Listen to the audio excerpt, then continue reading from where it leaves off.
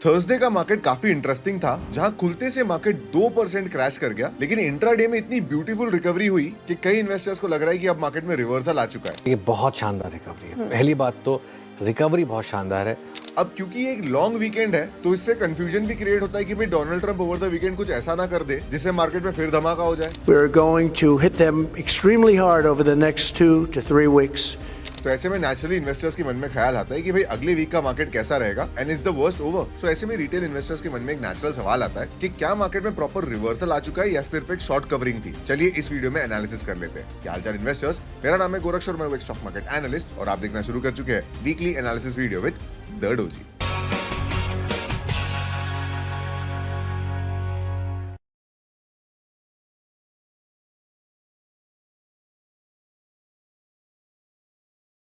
Alright guys, so last week के analysis video पे हमने काफी सारी डिस्कशन की थी, जिसमें हमने निफ्टी के levels, INR, crude oil and broad based indices सबको डिस्कस किया था। अगर आपने मिस किया है तो फिर भी मैं बोलूंगा इस वीडियो के बाद इसे देख जरूर लेना। बट चलिए अब इस वीडियो के लिए हम निफ्टी का एनालिसिस स्टार्ट करते हैं।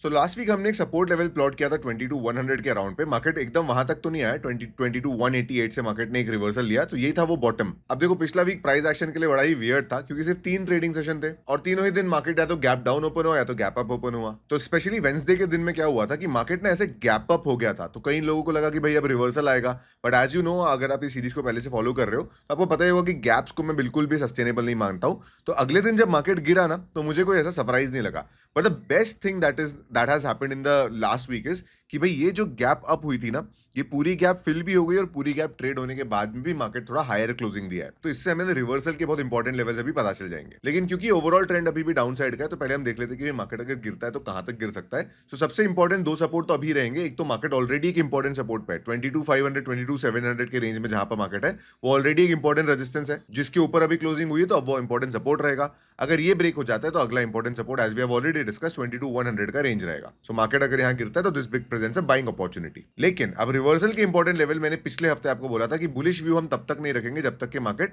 23,800 के ऊपर क्लोजिंग ना दे दे। तो अब ये लेवल थोड़ा नीचे हम ट्रैक कर सकते हैं। इनफैक्ट 2 लेवल्स इस बार मैं आपके लिए प्लॉट करूंगा। एक सेफर लेवल रहेगा 23,400 का। 23,450 के ऊपर अगर मार्केट क्लोजिंग देता है तो आप बोलोगे कि भाई बुलिश रिवर्सल आ गया है। लेकिन प्राइस एक्शन मुझे अलाउ कर रहा है एक और नीचे का लेवल प्लॉट करने का, दैट इज 22,900। बेसिकली अगर 23,000 के ऊपर में आपको सॉलिड प्राइस एक्शन क्लोजिंग देखने मिलती है तो आप बोलोगे कि yes the worst is over, अब मार्केट में रिवर्सल आ चुका है। सो ये एक अच्छी बात है कि अब रिवर्सल लेवल जो है थोड़े प्रैक्टिकल रेंज में।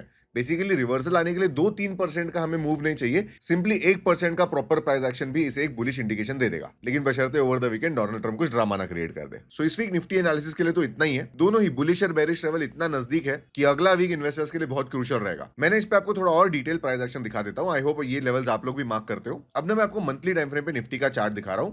मेरे 2 ऑब्जर्वेशंस है। बेसिकली ये जनरल रूल है जो एज अ इन्वेस्टर भी मैं फॉलो करता हूं। मार्केट में जब जब करेक्शन आता है ना, तो यूजुअली निफ्टी जो है वो 3 से 4 महीने से ज्यादा रेड नहीं रहता है। मतलब आप ऐसा बोल के चलो कि एक क्वार्टर अगर करेक्शन का आ गया तो उतना बहुत है। उसके बाद से मार्केट यूजुअली एक बुलिश रिवर्सल ले लेता है। तो जैसे आप देख सकते हो पिछली बार एक एक्सेप्शन था कि भाई 5 रेड महीने थे, बट यहां से फिर आपको एक बुलिश मोमेंटम देखने मिला। तो थोड़ा ये बुलिश नहीं बोलूंगा क्योंकि एकदम ब्रेकआउट नहीं हुआ, बट एक रिवर्सल आपको देखने मिला, आपके पोर्टफोलियो पे एक रिलीफ आता है। सो उसी तरीके से अगर हम देखेंगे तो 1 2 3 4 रेड कैंडल ऑलरेडी बन चुकी है और अभी ये मंथली क्या फॉर्मेशन पे भी हम है अप्रैल में। सो ये तो था फर्स्ट ऑब्जर्वेशन कि क्यों थोड़ा बहुत पॉजिटिव बायस पे मैं भी हूं, मैं खुद भी अभी इन्वेस्टमेंट्स कर रहा हूं। और दूसरी मैं एक चीज आपको बताता हूं, ये प्राइस एक्शन टर्म पे जनरली अगर एक बुलिश महीना होता है ना, तो इस महीने का लो जो होता है वो ब्रेक नहीं होना चाहिए। सो 22,190 का जो लेवल है, जब तक ये लेवल इंटैक्ट है तो आप बोलोगे कि ये महीने में बेरिश साइन अभी तक शुरू नहीं हुआ है। सो 30 मिनट टाइम फ्रेम पे मैंने कुछ रिवर्सल लेवल आपको बताए थे, तो ब्रेकडाउन के लिए भी याद रखो 22,190 का लेवल जो है ये आपके लिए सॉलिड ब्रेकडाउन पॉइंट रहेगा। बेसिकली रिवर्सल मंथ में फर्स्ट वीक का लो ब्रेक नहीं होना चाहिए। तो अगर हम वीकली टाइम फ्रेम पे मूव करेंगे, सो यू कैन सी कि अब देखो 3 ही दिन है, तो यहाँ पे एक डोजी जैसी फॉर्मेशन हुई है। तो डोजी के हाई के ऊपर क्लोजिंग अगर आती तो भी आप बुलिश रिवर्सल बोल सकते हो, which very conveniently comes down to our price action reversal also. But अगर डोजी का लो ब्रेक हो जाता है तो फिर से वही हमारा बेरिश ट्रेंड चलता रहेगा। लेकिन यहाँ पे मैं आपको निफ्टी का वैल्यूएशन चार्ट भी दिखा देता हूँ। देखो ये है निफ्टी 50 का लास्ट 3 ईयर का वैल्यूएशन चार्ट। थर्सडे के दिन जो क्लोजिंग हुई थी वो लगभग एकदम फ्लैट क्लोजिंग थी, तो अभी भी आप बोल सकते हो कि हम 19.99 के पीई रेशियो पे। चार्ट देख के आप खुद मुझे कमेंट सेक्शन में बताओ क्या हम अंडर वैल्यूड है अभी। सो खैर ऐसी बाइंग अपॉर्चुनिटीज बहुत फ्रीक्वेंटली नहीं आती है, साल 2 साल में 1-2 बार आती है, बट ऐसे में इन्वेस्ट करने के लिए बहुत जिगरा भी लगता है। मुझे कमेंट सेक्शन में बताओ कि आपने इन लोअर लेवल पे थोड़ी बहुत भी इन्वेस्टिंग करी है कि नहीं। तो चलिए देख लेते हैं ओपन इंटरेस्ट एनालिसिस क्या बोलता है एंड लेट अस सी कि जो थर्सडे को रिकवरी आई वो शॉर्ट कवरिंग थी या फिर कोई रिवर्सल।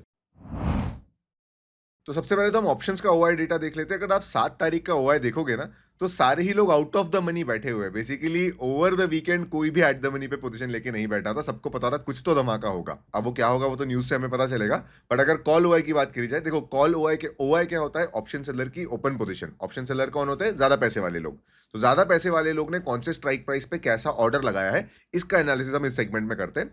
तो 23,000 का कॉल सबसे ज्यादा राइट किया गया है, मतलब यहाँ पे रेजिस्टेंस फेस करेगा मार्केट। फॉलोड बाय, अगर सपोर्ट की बात करोगे तो 22,000 पे सबसे बड़ा सपोर्ट है। 1000 point out of the money बैठे हैं प्लेयर्स। वाओ। सो एक बार मंथली डेटा भी देख लेते हैं। बेसिकली ये ओआई डेटा हमें कंक्लूसिव इसलिए भी नहीं दिख रहा है क्योंकि भाई इस वीक में एक लॉन्ग वीकेंड आ गया और सबको ही पता है आजकल वो कि एट द मनी पे बैठने में कितना रिस्क होता है, स्पेशली फॉर ऑप्शन सेलर्स। तो इस मंथ का डेटा अगर देखेंगे तो yes, this is great.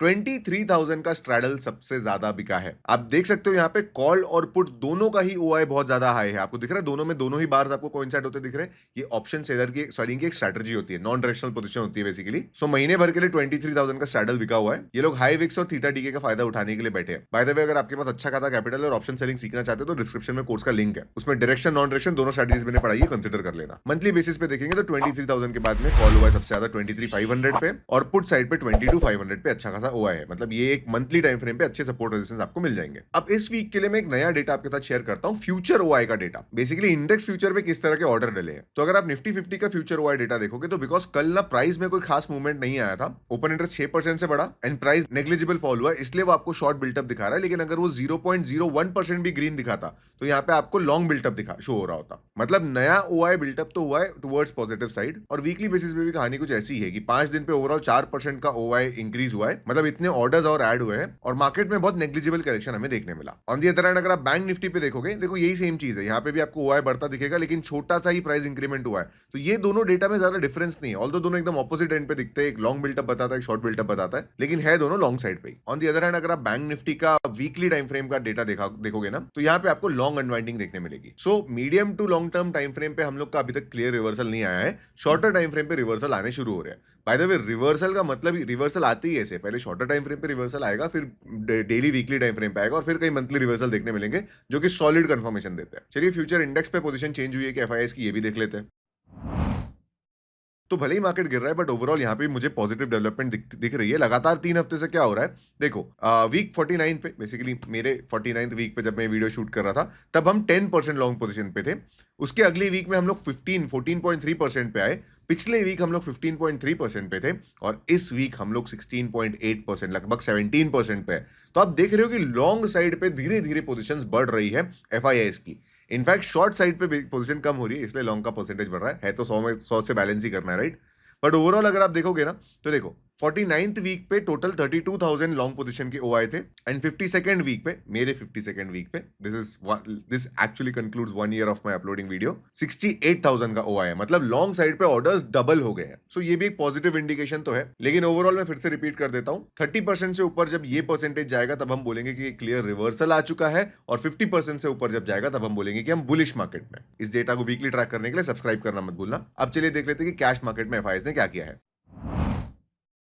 No surprises here, FIIs since 1 month का सिंस अ लॉन्ग टाइम, जब मार्केट खुलता है तब सेलिंग कर देते हैं। सो यही हुआ है अभी भी। अभी अगर आप देखोगे तो थर्सडे के दिन जहां पे मार्केट में आपको थोड़ी बहुत रिवर्सल देखने मिला, 10 हजार करोड़ की सेलिंग करी है उन्होंने एक दिन में। So this is a very big sign of concern. जब तक के FIIs net buyer turn around नहीं होंगे तब तक के इंडियन मार्केट में रिवर्सल बुलिश नेचर नहीं आएगा। सो ये डेटा को भी आपको क्लोजली ट्रैक करना है। देखो एफआईआईस को लगातार 3 दिन बाय करना पड़ेगा फॉर अस टू कंसिडर कि भाई मार्केट में एक प्रॉपर बुलिश नेचर आ रहा है। फिलहाल वो आता दिख नहीं रहा है। अगर आप मंथली टाइम फ्रेम पे देखोगे तो मार्च महीना बहुत ही बेकार था, 1,22,000 करोड़ की नेट सेलिंग हुई है। This is the worst selling figure in 1 month from FIIs.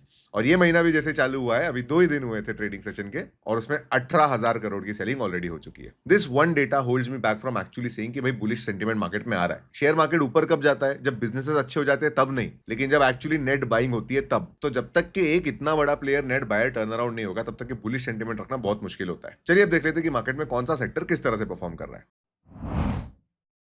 Alright, सो पिछले वीक के टॉप परफॉर्मर्स अगर आप देखोगे तो मेटल इंडेक्स में थोड़ी सी रिकवरी हमें देखने मिली। आईटी इंडेक्स वही अभी भी वो रिकवरी कर रहा है, बेसिकली ट्रेंड रिवर्सल नहीं आया है इसमें, क्योंकि रुपया गिरा तो आईटी सेक्टर को इसका फायदा होता है, तो that is why these stocks are little bit up. In fact कुछ स्टॉक्स जैसे एचसीएल और टीसीएस तो अपने बहुत मेजर सपोर्ट पे भी है। अब अगर हम पुअर परफॉर्मर्स की बात करें तो पीएसयू बैंकिंग इंडेक्स 5% गिरा एक हफ्ते में। अब देखो अप्रैल फर्स्ट वीक में ना रेपो रेट बढ़ने के चांसेस थोड़े दिख रहे हैं, तो अगर ऐसा होता है तो overall banking and finance sector के ऊपर एक नेगेटिव इंपैक्ट तो आएगा ही आएगा। लॉन्ग टर्म की बात नहीं है, बट शॉर्ट टर्म में तो एक झटका मिल सकता है इन्हें। कंज्यूमर ड्यूरेबल की भी अच्छी खासी पिटाई हुई। Financial services again same segment का प्लेयर है तो वहां पे पिटाई हुई। Health care sector for some reason नीचे आ गया। Banking no surprise, auto no surprise. Auto sector में भी इनफैक्ट मैंने टाटा मोटर का एक शॉर्ट रील बनाया था जिसमें मैंने आपको बताया था कि कैसे मैन्युफैक्चरिंग साइड से भी उनको दिक्कत हो रही है, और अगर रेपो रेट बढ़ता है तो ऑटो सेक्टर के ऊपर भी दिक्कत आती है कि मोस्टली ऑटो सेल्स फाइनेंस होते हैं, तो ये सेक्टर भी एक्चुअली थोड़ा बेरिश है। बाकी ओवरऑल मोस्टली तो मार्केट फाइनेंशियल सेक्टर की वजह से ही नीचे रहा, और जब तक आरबीआई गवर्नर रेपो रेट का अनाउंसमेंट करने देते तब तक के सेक्टर में थोड़ी वॉलिटिलिटी रहेगी। So to conclude this weekly analysis video, overall Nifty investment के लिए बहुत अच्छे पॉइंट पे है। लगभग 19.9 का पी रेशियो है। बार बार आपको ऐसी इन्वेस्टिंग अपॉर्चुनिटीज नहीं मिलेगी। इतना याद रखो कि अभी आपका पोर्टफोलियो फंडामेंटल से ज्यादा न्यूज एंड इवेंट्स के बेसिस पे फ्लक्चुएट कर रहा है। सो ऐसे में अपना कंपोजर बनाए रखना बहुत जरूरी है। अगर ये पहली बार है कि आप निफ्टी का 19p एक्सपीरियंस कर रहे हो, so how you react in this position will define your next 2 years wealth. लेकिन अगर आप पहले भी ये सिनेरियो देख चुके हो तो आपको पता ही है कि market always recovers. I again repeat, जो चार्ट मैंने निफ्टी एनालिसिस पे शेयर किया था उसके लेवल्स आप भी मार्क कर लेना। It will help you take better decisions. अगर वीडियो पसंद आए तो लाइक करना, यहां तक देख लिया तो सब्सक्राइब करना मत भूलना, and I will see you in the next one.